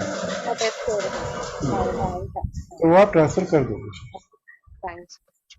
लेकिन अभी ये प्रोविजन नॉट एप्लीकेबल है, क्योंकि अभी आपके पास आएंगे ही नहीं ट्रांसफर के लिए शेयर्स। क्वेश्चन ही नहीं हो जाएंगे तो डीपी से आएगा वो। नहीं, डीपी डायरेक्टली, हाँ डायरेक्टली ट्रांसफर करता हूँ, आपके पास नहीं रखते। करते हैं सर, बट ट्रांसमिशन के केस में आएगा ना? हाँ, ट्रांसमिशन के केस में नीचे सी पॉइंट में हम लोग ने अभी पढ़ा वो 7 डेज का क्या आएगा फिर? वो ये था, ये सी वाला, कि जब ट्रांसमिशन की रिक्वेस्ट आई तो डिपॉजिटरी जो है वो सारे डॉक्यूमेंट आरटीआई के पास कंफर्मेशन के लिए भेजेगा कि हमारे पास ऐसे ट्रांसमिशन की रिक्वेस्ट आई है। तो रिक्वेस्ट आते ही आपको 7 डेज में वो डॉक्यूमेंट चेक करके कोई ऑब्जेक्शन नहीं है तो उसको कंफर्म करना। सी पॉइंट पढ़ो। Additional documentation requirement in case of transmission of security. In case of transmission of security, dematerialized mode where the securities are without a nominee for the purpose of following the documentation as prescribed by the required bylaws or operating instructions of applicable, the principal limit is ₹5 lakh only for beneficiary of owner account.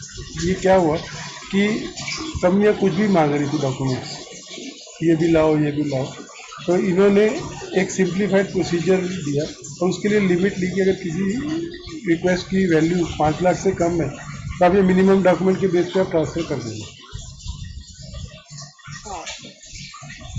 और physical के case में in case of transmission of securities in physical mode, where the securities are held in a single name with a nominee, ये with a nominee। अभी आपको ये option रहती है कि अपने शेयर्स के अगेंस्ट में आप नॉमिनी रजिस्टर करा लो। अगर नॉमिनी रजिस्टर कराओ तो डॉक्यूमेंट रिक्वायरमेंट बहुत कम रहती है। तो देखो, अगर नॉमिनी रजिस्टर्ड है किसी अकाउंट में तो क्या क्या डॉक्यूमेंट लगते हैं। The securities are held in a single name with a nominee. Duly signed transmission request form by the nominee. Original or copy of death certificate duly attested by the notary public or by gazetted officer. Self-attested copy of PAN card of the nominee. तो ये तीनों document इकट्ठे करना मुश्किल है क्या? नहीं, तो बट ये जो ट्रांसमिशन रिक्वेस्ट फॉर्म है तो उसका फॉर्मेट है कि वो हर RTI कंपनी के प्रोवाइड पास करता आरटीए प्रोवाइड करता है, वो वेबसाइट पे रहता है, वहाँ से डाउनलोड करके लोग भर के। तो यहाँ पे मैं क्या बोलना चाह रहा हूँ कि जहाँ पर नॉमिनीज हैं वहाँ पे डॉक्यूमेंट रिक्वायरमेंट में सिर्फ नॉमिनी का पैन कार्ड, डेथ सर्टिफिकेट और एक फॉर्म भरने से आपके शेयर ट्रांसफर हो जाते हैं। अब उसका सेकंड वर्जन देखो कि अगर नॉमिनी नहीं है तो क्या तकलीफ है। where the securities are held in a single name without nominee and affidavit legal hair made on an appropriate non-judicial stamp is certificate of identification and of legal ownership to the securities company required. तो affidavit लगेगा for identification and legal claiming legal ownership to the security. Then provided in case the legal heir claimant is succession certificate or probate of will or letter of administration and affidavit from legal such legal heir claimants alone would be sufficient. और तो, उसका succession certificate या probate में of will और letter of administration and affidavit from legal heir alone would be sufficient. तो पहले क्या बोल रहे हैं, अगर कोई विल नहीं है, अगर विल नहीं है कोई भी, और कोई आदमी बोलता है कि मेरे पिताजी की डेथ होगी और ये सर्टिफिकेट उनके नाम पे है, तो आप उनसे क्या मांगोगे कि आपके जितने भी उनके लीगल, हाँ लीगल, अगर 100 रुपये का भी मांगा तो कम से कम 5 लोग हैं तो 500 रुपये लग गया। अगर शेयर की वैल्यू 300 रुपये तो कोई आदमी क्लेम करेगा? नहीं करेगा, तो उसका डिविडेंड सब अनक्लेम्ड होता जाएगा, 7 साल में वो कहाँ चला जाएगा? गवर्नमेंट के पास। शेयर्स अलॉन्ग विद शेयर्स, हाँ, सब जाएगा। और फिर वो क्या बोल रहे हैं, विल में लिख दिया कि इस आदमी का उत्तराधिकारी ये रहेगा, तो खाली वो एक एफिडेविट 100 रुपये से काम हो जाएगा। Provided further that for value of security, threshold limit up to rupees 2 lakhs only per listed entity as on the date of application, a succession certificate or probate of will or letter of administration or court decree as may be applicable in terms of Indian Succession Act 1925 may be submitted. अच्छा, अगर threshold rupees 2 lakh होगी, up to 2 lakh ये shares है तो shares की value 2 lakh से कम है तो provided in absence of such document, the following documents may be submitted. And no objection certificate from all the legal heirs who do not object to such transmission or copy of family settlement deed duly notarized or attested by all the legal heirs of the deceased holding. An indemnity made on an appropriate non-judicial indemnifying the transfer agent to listed entity. Identity bond को 500 रुपये लगता है, notary पे 100-200 रुपये और लगता है, तो रफली 1000 का खर्चा हो जाएगा। Indemnity and no objection. तो ये क्या कह रहा है, 2 लाख से नीचे प्रोबेशन जो बिल है वो ऑप्शनल है। अगर आप बिल नहीं दोगे, इसके लिए ये 2 डॉक्यूमेंट दोगे तो भी चलेगा। और अगर 2 लाख से ऊपर है तो आपको succession certificate, probate of will, letter of administration या कोर्ट की डिग्री, इनमें से कुछ एक तो सबमिट करना ही पड़ेगा, राइट? और आपको जो चाहिए तो 2 लाख की लिमिट आप बढ़ा सकते हो कि 3 लाख तक या 5 लाख तक हमें सबमिट करना है, वो कंपनी के ऊपर Value छोड़ा of securities threshold more than 2 lakhs for listed entity as on the date of application, succession certificate, probate of will or letter of administration of court decree shall be submitted. More than 2 lakh है तो ये submit करने का है। Listed entity however at the discretion may enhance the value of securities threshold limit of rupees 2 lakh. नीचे 5 लाख रख सकती है अपनी। वो आपकी चॉइस है, आपको कितना लिबरल रहना है, और 2 लाख से कम नहीं कर सकते। 2 लाख के शेयर में सामने वाले को ऑप्शन होनी चाहिए कि वो बिल देना चाहे तो दे, नहीं तो नहीं दे, क्योंकि हर एक के पास बिल होना जरूरी नहीं ना, और बिल नहीं है तो कोर्ट की डिग्री लेने जाओगे तो वहाँ अलग खर्चा लगेगा। तो ये उन्होंने थोड़ा रिलैक्सेशन दिया शेयर होल्डर्स को, राइट। तो ये थी शेड्यूल 7, जिसमें से हमारे को जो एप्लीकेबल है ये एडिशनल रिक्वायरमेंट वाला एप्लीकेबल है, जिसमें क्या बोल रहा है वो कि डीमैट में है तो 5 लाख की लिमिट तक आपको सिंप्लीफाइड प्रोसीजर फॉलो करना विदाउट ए नॉमिनी वाला, क्योंकि नॉमिनी वाला तो सीधा नॉमिनी के नाम पे ट्रांसफर हो जाएंगे। और फिजिकल मोड में है तो आपको लिमिटेड, नॉमिनी है तो लिमिटेड डॉक्यूमेंट लेने, transmission request form, death certificate और पैन कार्ड। अगर नॉमिनी नहीं है तो आपको सबसे लीगल हायर से एफिडेविट लेना है, फिर एक आइडेंटिटी लेनी है। अगर आपने भी विल सक्सेशन नहीं दिया, और एनओसी लेना है। तो एनओसी और ये indemnity। तो अभी समझ के लो, अगर 3 लाख से कम की वैल्यू है, 2 लाख से कम की, तो आपको क्या लगेगा? एक एफिडेविट लगेगा सब लीगल हायर से, एक आइडेंटिटी बॉन्ड लगेगा, एक एनओसी लगेगी या फैमिली सेटलमेंट डीड लगेगी, 3 डॉक्यूमेंट लगेंगे। अगर 2 लाख से ऊपर है तो इसके साथ साथ आपको विल, प्रोबेट, सक्सेशन सर्टिफिकेट सब लगेगा, राइट। तो ये थी शेड्यूल। तो इन 2 रेगुलेशन जो हमने पढ़े, शेड्यूल 6 में था अनक्लेम सस्पेंस और शेड्यूल 7 में था ट्रांसमिशन का प्रोसीजर।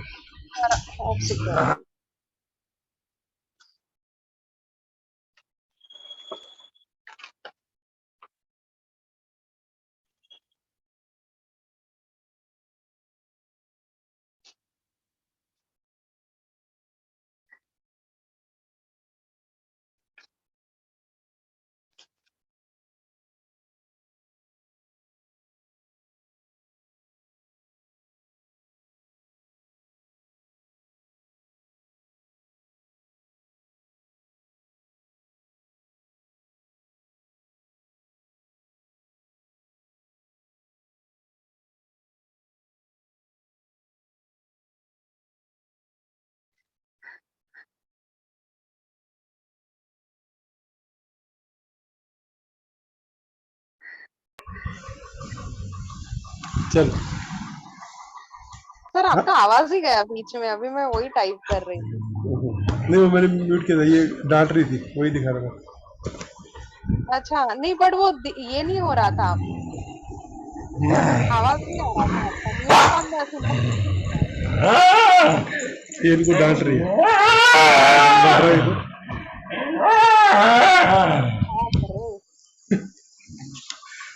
शरारते मत करो बोल रही है। चुप। चलो 41।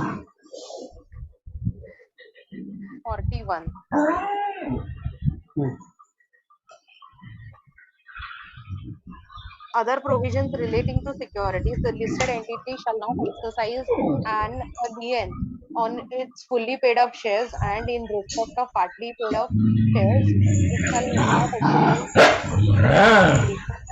called or payable at the time in respect of it cannot exercise a lien except on called or payable at a fixed time in respect of such. लियन का मतलब क्या है कि आप ट्रांसफर नहीं होने दोगे, कुछ नहीं होने दोगे। तो अगर फुली पेड शेयर है तो आप कुछ भी नहीं कर सकते, आप उसके ऊपर कोई एनकम्बरेंस खड़ी नहीं कर सकते। अगर सामने से रिक्वेस्ट आई तो आपको ट्रांसफर करना ही है।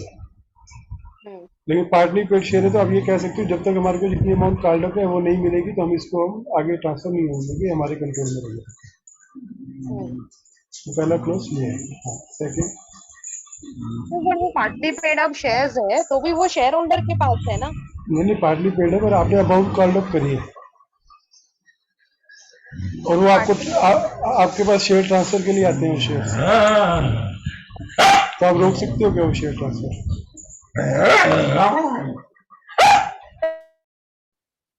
Except in case of in respect of money is called or payable at तो a आप fixed तो आप ये बोल सकते हो ना कि ये शेयर्स के ऊपर हमने अमाउंट कॉल्ड अप करी है, शेयर होल्डर ने दी नहीं है, तो जब तक ये शेयर होल्डर ये अमाउंट पे नहीं करता हम ये शेयर ट्रांसफर नहीं कर सकते, ये अलाउड है। लेकिन अगर आपने कॉल्ड अप नहीं करी है और खाली पार्टली पेड है, जितना सब पे पेड है उस पर भी पेड है, तो आपको वो ट्रांसफर करना ही पड़ेगा, आपको लिए नहीं मिलेगा। Correct. The listed Second, entity shall in exercise in excess of any amount made in advance of calls on any share that such amount may carry interest but shall not in respect of thereof confer a right to dividend or participate in profit. 11वीं में पढ़ते थे हम लोग कि अगर आपने अभी कॉल इन एडवांस ले ली है कि आपने मांगा नहीं है, इसमें बचा हुआ पैसा भी दे दिया शेयर होल्डर ने, तो उसके ऊपर आप interest on call in advance दे सकते हो, लेकिन आप उसको डिविडेंड या वोटिंग राइट नहीं दोगे इस अमाउंट पे, पार्टिसिपेट नहीं करोगे, right?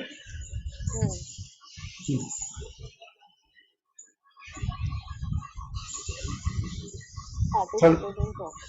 Then listed entity shall not issue shares in any manner that may confer on any person superior or inferior right of the dividend vis-a-vis rights on equity shares that are already listed or inferior voting rights vis-a-vis rights on equity shares that are already listed. तो पहला clause ये है कि आप कोई भी share ऐसे issue नहीं करोगे जो किसी को सुपीरियर या इंफीरियर डिविडेंड या वोटिंग राइट देते हैं। इसका मतलब क्या हो गया कि अगर ऑलरेडी हर एक शेयर पे सबको इक्वल डिविडेंड मिल रहा है और बाद में आप नया अलॉटमेंट करो, इसमें बोलो कि जो नॉर्मल डिविडेंड है उससे ज़्यादा मिलेगा, वो नहीं हो सकता। इक्विटी शेयर्स की बात कर रहे हैं, प्रेफरेंस की बात नहीं कर रहे। या फिर आप बोलते हो कि बाद में इशू करते हैं, इसमें एक के ऊपर दो होंगे या एक के ऊपर कोई वोटिंग राइट नहीं होगा, ये नहीं कर सकते। पहले ब्लैंकेट इसमें रिस्ट्रिक्शंस डाली, लेकिन सेकंड में इसमें अलाउ किया कुछ तो। Listed entity having SR equity shares issued to the its promoters, founders may issue SR equity shares to its SR shareholders only through bonus split or right to issue in accordance with the SEBI ICDR Regulation 2018 and Companies Act 2010. तो इसका मतलब क्या हो गया, अभी नए SR जो differential rights वाले शेयर्स हैं वो नए इशू करने की बात नहीं कर रहा, वो कह रहे हैं कि वो जो एग्जिस्टिंग शेयर्स इशू किए हैं वो भी खाली प्रमोटर और फाउंडर को, उसके ऊपर आप बोनस राइट दे सकते हो इनके प्रोसीजर्स के हिसाब से।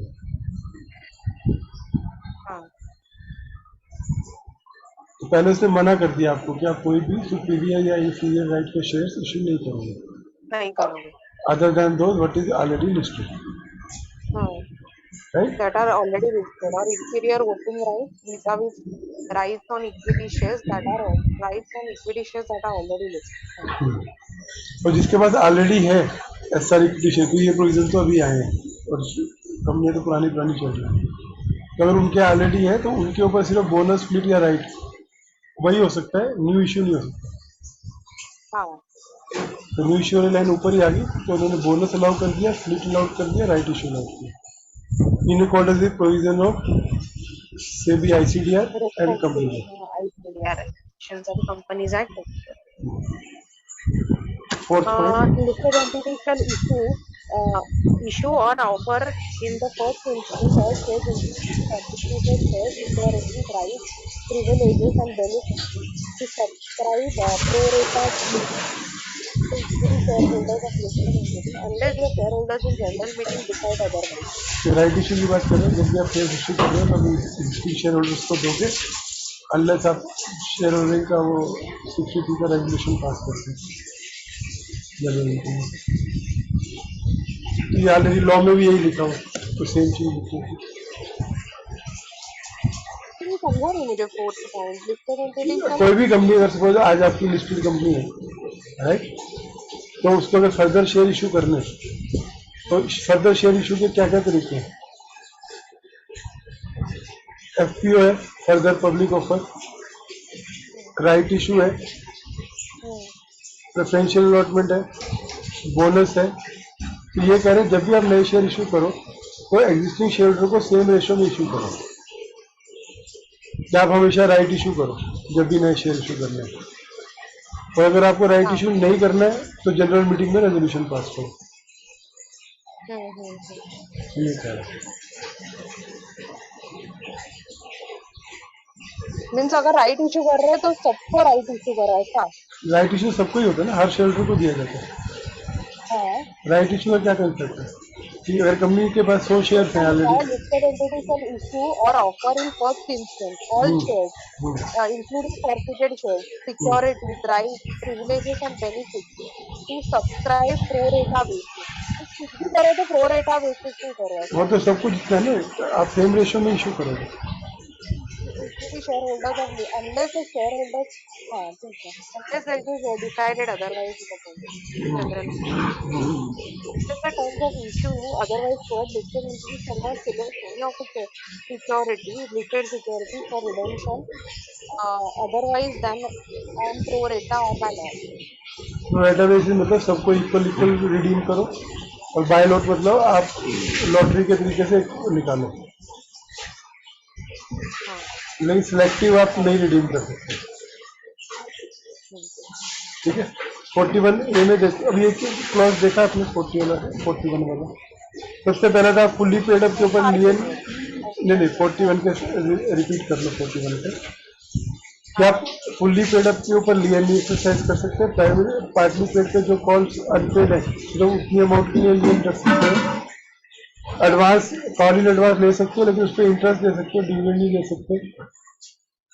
फिर आप एसआर राइट या इंश्योरिटी राइट के शेयर इशू नहीं कर सकते। और अगर किसी के पास जो ऑलरेडी एसआर इशूड है प्रमोटर्स को या फाउंडर्स को, तो वो केवल उन्हीं को ही दिए जा सकते हैं, वो भी खाली बोनस स्प्लिट और right as per ICDR regulation और कंपनी। उसके बाद उसने बोला कि आप जो भी शेयर्स इशू करोगे, बेनिफिट्स दोगे, सबको प्रोराटा बेसिस पे दोगे, अनलेस आप जनरल मीटिंग में रेजोल्यूशन पास करो कि मैं ऐसा नहीं करता। रिडेम्पशन अदरवाइज प्रो रेटा में या बाय लॉ हो सकता है, shall हाँ, not। लेकिन सेलेक्टिव नहीं हो सकता। ठीक है, other provision related to outstanding SR issue. The provision relating to outstanding SR equity shares, SR equity shares shall be treated as par with ordinary equity shares in equity shares, including dividend except in voting on resolution. Total voting rights of SR shareholders, including ordinary shares in the issuer upon listing to a initial public offer, shall not at any point of time exceed 74%.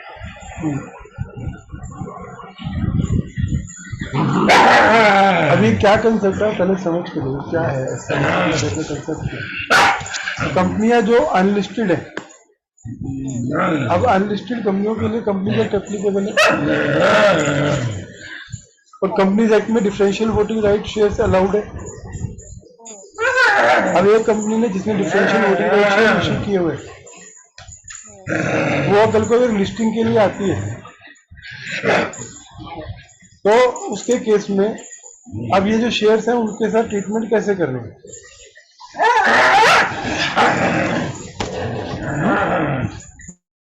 तो फिर उनको वो HR equity shares ई करने की list.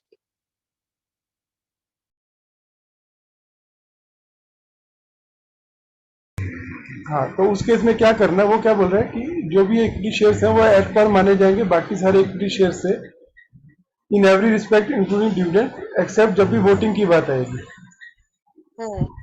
अगर आपने ऐसा issue किया हुआ है कि इसके ऊपर डिविडेंड कम मिलेगा, वोटिंग रेट ज्यादा मिलेगा, लेकिन अगर आप लिस्ट हो गए तो आपको डिविडेंड में इक्वल ही मिलेगा जैसा बाकी शेयर होल्डर्स को मिलता है, तो वो आपका ट्रीटमेंट नल हो जाएगा।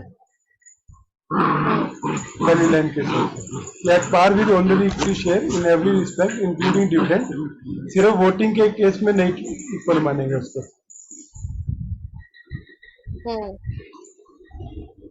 क्लियर है? सेकंड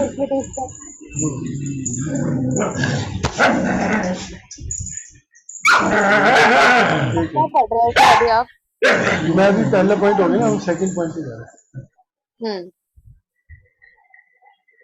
वो हो गया ना पढ़ के, shall not in any point of time exceed 74%। तो क्या कह रहे हैं, क्या कहना चाह रहे हैं? Voting rights of SR share holder है अपॉन अगर आईपीओ के बाद shall not at any point exceed 74%। ठीक है, तो कंपनी में उन लोगों के क्यों 74 25% मिनिमम पब्लिक शेयर होल्डिंग चाहिए।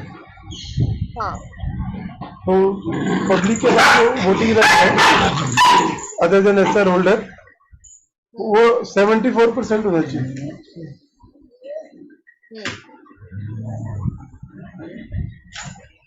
correct.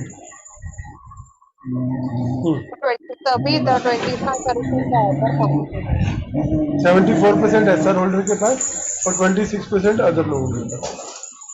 है। लेकिन कैसे होता है उसको मैक्सिमम उसका एक 74 एक्सीड नहीं कर सकता वो। हाँ, इंक्लूडिंग उसकी अपनी शेयर होल्डिंग के साथ। अगर उसके पास बराबर। दोनों दोनों टाइप के शेयर है, एक ऑर्डनरी शेयर भी है और एसआर शेयर भी है, उन दोनों के ऊपर की टोटल वोटिंग मिला के 74% से ज्यादा वो होल्ड नहीं कर सकता। बराबर। थर्ड पॉइंट, एंड ये जो फर्स्ट पॉइंट हमने बोला था, will be treated at par इस डिविडेंड के लिए, but not in case of voting voting के लिए। Third point, SR equity shares shall be treated as ordinary equity shares in terms of voting right. In the That is following SR1 share, one SR share shall only have one vote in the following circumstances. तो अगर ये matters हो रहे हैं, one share one vote share holding में ही आएगा, अपना share holders meeting में ही आएगा, तो कौन कौन से केस में उसको एक ही वोट होगा? अगर इंडिपेंडेंट डायरेक्टर को अपॉइंट कर रहे हैं या रिमूव कर रहे हैं, ऑडिटर को अपॉइंट कर रहे हैं, अगर Where promoter is willingly transferring control to another entity. RPT is in terms of regulations involving an SR shareholder. Voluntary winding up of a listed entity. Changes to the articles or memorandum of listed entity except any change affecting SR equity shares. Initiation uh, of a voluntary resolution process under insolvency code. Utilization of funds for purpose other than suspending IPO transactions based on materiality threshold as specified under these regulations. Specific passing of specific resolution in respect of delisting or buyback of shares and other circumstances are specified by the board from time to time. So in 10 points के लिए one share one vote रहेगा, regardless of बाकी किसी भी They will be treated as par with the ordinary shares. Then SR equity shares shall be converted into equity shares having voting rights same as that of ordinary shares on 50th anniversary fifth पांचवी। fifth anniversary of listing of ordinary shares of the listed entity. So differential after fifth anniversary will be converted into ordinary shares. Yes, Provided that SR equity shares may be valid for up to an additional 5 years after resolution to the that effect has been passed, where SR shareholders have not permitted to vote. Provided further that shareholders convert their SR equity shares into ordinary at any time prior to the period as specified in the this regulation. ठीक है। तो अब यहाँ पे इस fourth point से इतना ही बोल रहा है कि जो एग्जिस्टिंग एसआर शेयर है लिस्टिंग के बाद वो 5 साल में ऑर्डिनरी इक्विटी बन जाएगा, तो सब one vote one role one dividend सब इक्वल हो जाएगा। 5 साल के लिए एक्सटेंशन मिल सकती है, लेकिन वो लोग वोट नहीं करेंगे। अभी जो एसआर का कंसेप्ट आपने देखो, हम शुरू से जो कमिटीज पढ़ी थी सब पढ़ा था, तो वहाँ पे हमने ये कंसेप्ट पढ़ा था कि जहाँ पे भी एसआर शेयर्स है वहाँ इंडिपेंडेंट डायरेक्टर की रिक्वायरमेंट ज्यादा थी, कि 2/3 इंडिपेंडेंट डायरेक्टर होना चाहिए और कमेटी में ऐसा था वहाँ पे। तो ये इनकम टैक्स के शेयर्स में बोल रहा था। और ये कब निकल के आते हैं? जब कोई कंपनी आईपीओ से आ रही है। तो आईपीओ से अगर वो कंपनी आ रही है तो कंपनी लॉ में उनको special right share, differential voting right वाले शेयर्स अलाउड है under company law, unlisted company को, कि 25% शेयर है लेकिन उस पर 75% वोटिंग राइट है। ये चीज कंपनी एक्ट में अलाउड है, subject to compliance with certain conditions. तो जब वो कंपनी डिफरेंशियल वोटिंग राइट्स, तो जब ये कंपनियां लिस्टिंग के लिए आती है तो उनको कंटिन्यूटी है अप टू 5 इयर्स तक, लेकिन वो जो डिफरेंशियल वोटिंग राइट है ये ऊपर 10 आइटम दिए उनके ऊपर नहीं चलेगा। ठीक है, इनका यही मतलब है।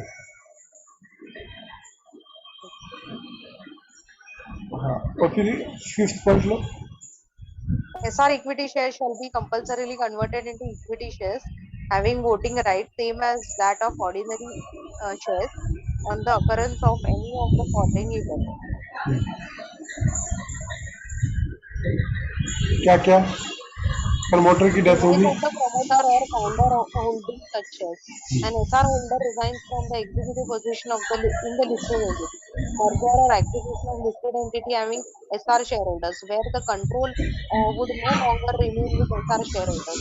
SR equity shares are sold by an SR shareholder who continues to hold such shares after the lock-in period, but prior to the lapse of validity of such SR equity. हाँ, तो पहले केस में अगर death हो गई उस आदमी की, Hmm. दूसरा वो आदमी जो कंपनी में एमडी था, डब्ल्यूटीडी था, वहां से रिजाइन कर गया। Hmm.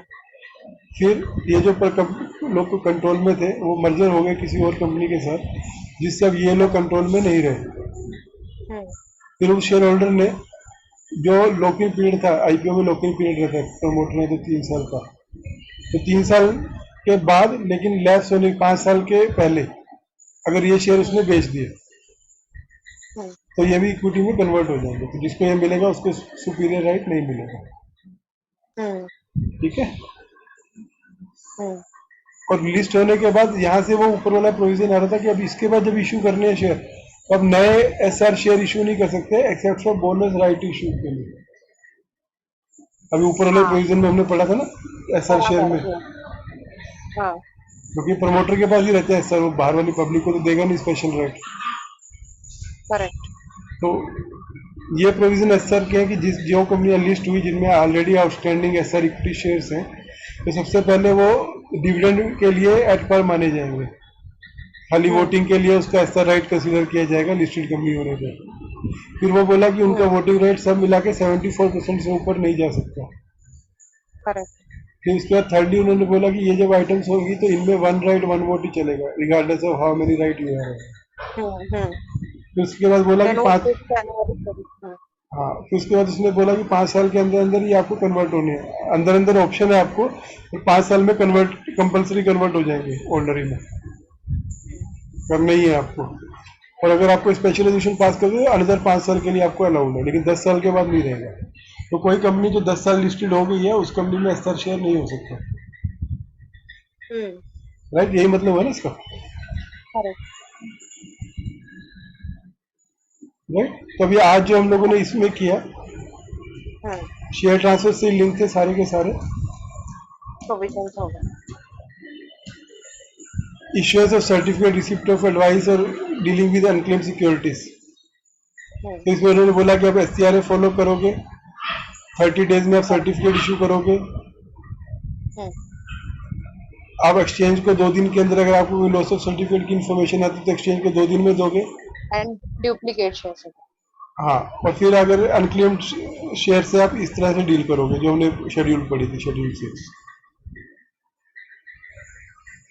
कि 3 रिमाइंडर दे के आप उसको डीमेट अकाउंट में ट्रांसफर करोगे। फिर रेगुलेशन 40 क्या बोल रहा है कि आप कंपनी एक्ट के अलावा ये लिस्टेड रेगुलेशन को भी फॉलो करोगे शेयर ट्रांसफर, ट्रांसमिशन, ट्रांसपोजिशन के लिए। और उसके बाद अभी ट्रांसफर केवल डीमेट फॉर्म में होगा।